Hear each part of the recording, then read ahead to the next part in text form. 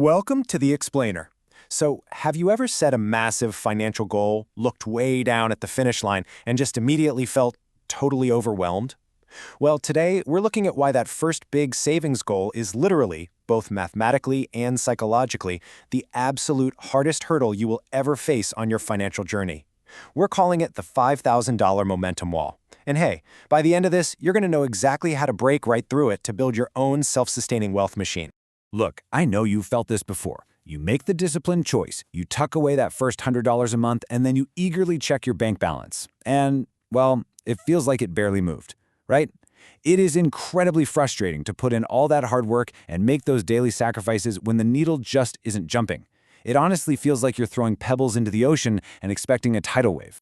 Okay, let's dive right into this. What you're experiencing is a concept perfectly defined as the boredom gap. Basically, this is the psychological barrier where the intense effort you're putting into saving feels way higher than the actual visual progress you're seeing. This gap, it's a massive danger zone. It's exactly where most investors just throw their hands up and quit, which is tragic because it's usually right before they're about to see real, tangible progress. Let's break this down to really understand why it hurts so much. On one side, we've got your effort. This represents high sacrifice. This is you saying no to dinners out, bringing your lunch to work, and making strictly disciplined choices every single day. And on the other side, visible returns, a really low, incredibly slow-moving bank balance. In these early days, you are entirely working for your money instead of it working for you. It feels like an unrewarding, endless grind, because frankly, it kinda is. But here's the good news. There is a very specific, numerical threshold where this deeply frustrating dynamic begins to permanently change. $5,000.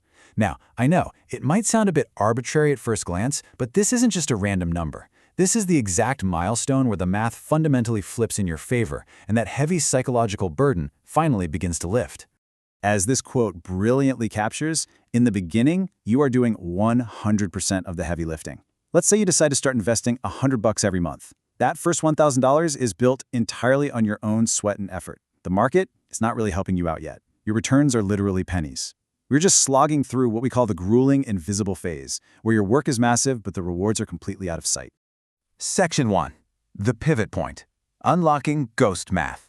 Now, what's really interesting here is how clearly the numbers illustrate this shift. Follow along with me for a second.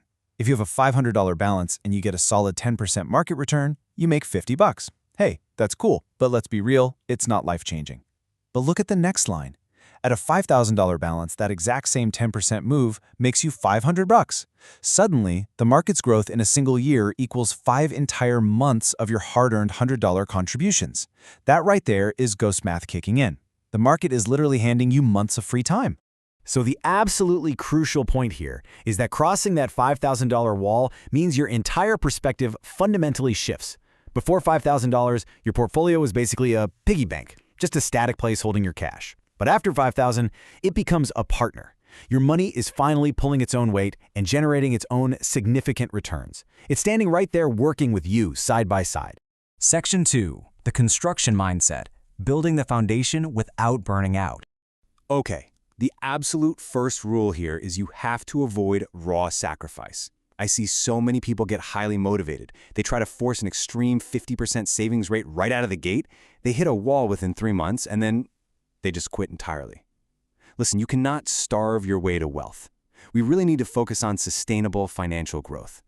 It's all about pacing yourself so you stay in the game long enough for that math to take over. And this brilliantly illustrates exactly how to approach it mentally. Step 1, stop the raw sacrifice. Step 2, build the solid base. And step 3, let the math take over.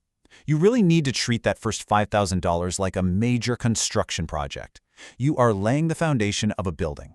It's not supposed to look like a shiny, impressive skyscraper yet. It's supposed to look like a thick, solid base deep in the ground. Yeah, it's dirty work, but it holds absolutely everything else up. You've got to keep your eyes on the real prize here. The ultimate goal is lifestyle optimization and true freedom, not just blindly accumulating cash. The real purpose of pushing through to build this system is to relieve that constant, nagging stress about every single dollar you spend. Once you hit that $5,000 mark, you've proven to yourself that you can actually build and maintain a reliable financial system. You have won the psychological battle. Section 3. Entering the momentum phase. When money does the heavy lifting. Let's move over and see how this builds on a standard wealth timeline. Year 1, you hit $5,000. Your solid foundation is completely built. Year 3, you're suddenly at $30,000, and the momentum is heavily accelerating. And by year 7, you hit $100,000 and you have a completely self-sustaining machine.